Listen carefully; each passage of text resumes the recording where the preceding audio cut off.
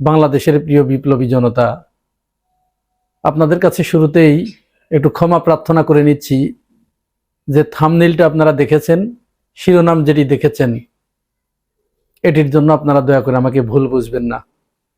যেহেতু অত্যন্ত দুঃখ ভারাক্রান্ত হৃদয়ের ভিতরে যে রক্তক্ষরণ হয়েছে, যে ক্ষোভের উত্তাল ঢেউ হৃদয়ের গাঙে আছড়ে পড়েছে, তারই ধারাবাহিকতায় সেই আবেগের বশবর্তী হয়ে আমি এই থাম্বনেইলটা সেট করেছি এবং এটি আপনাদেরকে আমি দেখিয়ে দিচ্ছি যে এই ঘটনা কাকতালীয় নয়, এটি ঘটবে, ঘটে নাই, কিন্তু যে কোনো মুহূর্তে আপনারা এই খবর পাবেন, কারণ ওরা আমার আপনার ভাই প্রিয় বিপ্লবী উসমান হাদিকে হত্যা করেছে। ওদের কারণে উসমান হাদি জীবন মৃত্যুর সন্ধিক্ষণে দাঁড়িয়ে এক সপ্তাহ অত্যন্ত কষ্ট করে সিঙ্গাপুরের মাটিতে তিনি শেষ নিঃশ্বাস ত্যাগ করেছেন। আল্লাহ রাব্বুল আলামিন তাকে শহীদ হিসেবে কবুল করুক, সকলেই বলি আল্লাহুম্মা আমিন। এখানে প্রশ্ন আসতে পারে যে এই যে এত মানুষ, সারা বাংলাদেশের মানুষ আল্লাহর কাছে দুহাত তুলে প্রার্থনা করলো, আল্লাহ কেন কবুল করলো না? আল্লাহ কি তার বান্দার প্রার্থনা কবুল করে না? অবশ্যই আল্লাহ তার বান্দার প্রার্থনা কবুল করে থাকেন। সেটি তিনি প্রতিদান দিয়ে থাকেন, একটি দৃশ্যমান আর একটি আমাদের লোকচক্ষুর অন্তরালে এমন একটি পুরস্কার বা এমন একটি প্রতিদান তার দেন যেটা মানুষ কোনোদিন কল্পনাও করতে পারে না। আপনাদের মনে আছে একজন সাহাবী, সম্ভবত তাবুকের যুদ্ধে, আমি যদি ভুল না করে থাকি, আপনারা দয়া করে যদি ভুল বলি তাহলে আমার কমেন্টস বক্সে একটু বলে দিবেন।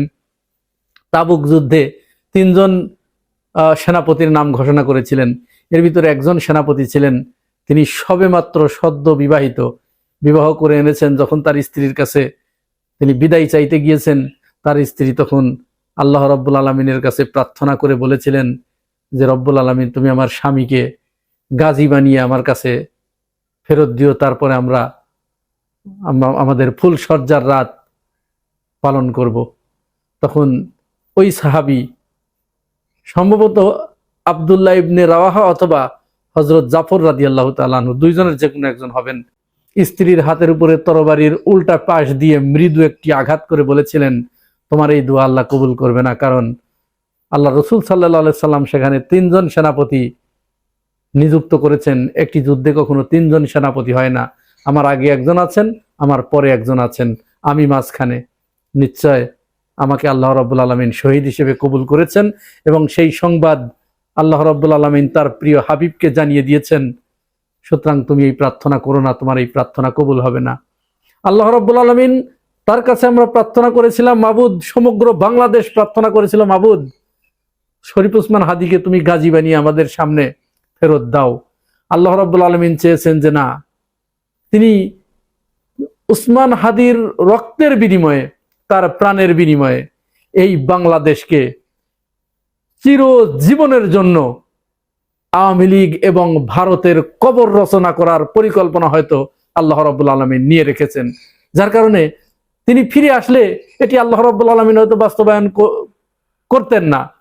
যার কারণে তিনি বিরাট স্বার্থের কারণে বিরাট কিছু আমাদের দেবার জন্য এই ক্ষুদ্র ত্যাগটুকু, ক্ষুদ্র কষ্টটুকু তিনি আমাদেরকে দিলেন। সুতরাং উসমান হাদির প্রিয় সহকর্মী এবং তার যারা সহযোদ্ধা, তার যারা সহমর্মী, তার শুভাকাঙ্ক্ষী, শুভানুধ্যায়ীদের কাছে করজোরে মিনতি করি, আপনারা ধৈর্য হারা হবেন না।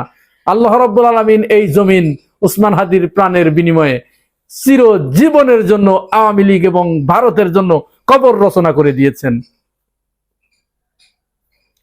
আরেকটা উদাহরণ আমি আপনাদেরকে দেই। আবরার ফাহাদকে যখন হত্যা করা হলো, বুয়েটের আবরার ফাহাদকে, আমরা কি কেউ জানতাম যে এই আবরার ফাহাদের রক্ত শেখ হাসিনার কবর রচনা করেছে? আবরার ফাহাদের শাহাদতের ভিতর দিয়েই আল্লাহ রাব্বুল আলামিন বাংলার মাটিকে শেখ হাসিনার জন্য হারাম করে দিয়েছে। শেখ হাসিনা এই বাংলার মাটিতে আর কোনোদিন ফিরে আসবে না। এই বাংলার মাটি শেখ হাসিনার জন্য আর কোনোদিন তার পিঠের নিচে নরম বিছানা হবে না। তাকে ওখানেই মৃত্যুবরণ করতে হবে, ওখানেই তাকে পুড়িয়ে মারা হবে। ওই দেশের নিয়ম অনুযায়ী তাকে হয়তো ওখানেই তারা পুড়িয়ে মারবে, চিতায় পোড়াবে ওখানে। সুতরাং ওসমান হাদির এই আত্মত্যাগ আল্লাহ রাব্বুল আলামিন এই বাংলাদেশের মানুষকে অত্যন্ত বেশি ভালোবাসেন।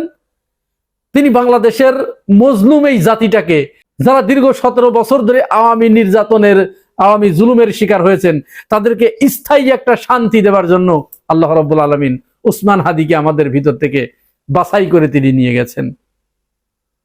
যেমনটি হাসিনার কবর রচিত হবার আগে আবরার ফাহাদকে নিয়ে গিয়েছিলেন।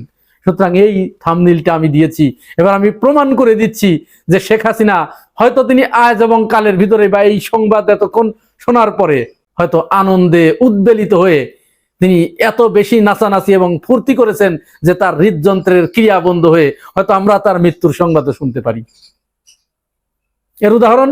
এর উদাহরণ হচ্ছে তারই এক সময়ের ঘনিষ্ঠ সহচর, তার পারিবারিক যে বন্ধু মুক্তিযোদ্ধা মতিউর রহমান রেন্টু, তার একটা বইতে আমার ফাঁসি চাই এই বইতে তিনি লিখেছিলেন যে শেখ হাসিনা যেদিন তার অপছন্দের লোককে, তার শত্রুকে যেদিন তিনি হত্যা করেন, তিনি সেদিন এত বেশি আনন্দ করেন, এত বেশি খান, এত বেশি আহার নিদ্রা করেন যে তিনি আনন্দে আত্মহারা হয়ে যান। তাহলে এটি তো তার রক্তের সাথে মিশে আছে। সুতরাং তিনি এটি করবেন। এইটা করতে গিয়ে হয়তো এই খবর আমাদের কাছে যে কোনো মুহূর্তে আসতে পারে যে তিনি ওসমান হাদির মৃত্যুর সংবাদ শুনে আনন্দে এত জোরে লাফ দিয়েছেন যে নিচে খাট ছিল কি ফ্লোর ছিল এই হুঁশ তার ছিল না, লাফ দিয়ে তিনি নিচে পড়েছেন, তার একটা পা ভেঙে গেছে, অথবা তার মাজা ভেঙে গেছে, অথবা তার দাঁত ভেঙে গেছে, অথবা তিনি স্ট্রোক করে মাটিতে লুটিয়ে পড়েছেন এবং মাটিতে লুটিয়ে পড়ার পরে তাকে যখন বের করা হচ্ছিল ঘর থেকে, তিনি সেখানেই শেষ নিঃশ্বাস ত্যাগ করেছেন। এবং ভারতের যে জনসাধারণ রয়েছে তারা তাকে পায়ে কলার ফাতরা বেঁধে টানতে টানতে শ্মশানের দিকে নিয়ে যাচ্ছে। এরকম খবর আপনারা হয়তো শুনবেন, যে কোনো মুহূর্তে শুনবেন। আজকের ভিডিও লম্বা করব না, আজকের ভিডিওটা এখানেই শেষ করছি। আবারও ওসমান হাদির জন্য আপনাদের সকলের কাছে দোয়া চেয়ে তার অসমাপ্ত কাজটুকু শেষ করার জন্য যে মানের ইফোর্ট আমাদের দেয়া দরকার, যে মাত্রার ইফোর্ট আমাদের দেয়া দরকার, সেই মানের এবং সেই মাত্রার ইফোর্ট দেওয়ার জন্য আপনারা প্রস্তুতি গ্রহণ করুন। যে কোনো মুহূর্তে হয়তো ডাক আসতে পারে। আল্লাহ রাব্বুল আলামিন হয়তো আমাদের আরো একটু পরীক্ষা নেবেন, সেই পরীক্ষায় যেন আমরা উতরিয়ে যেতে পারি। আল্লাহ হাফেজ।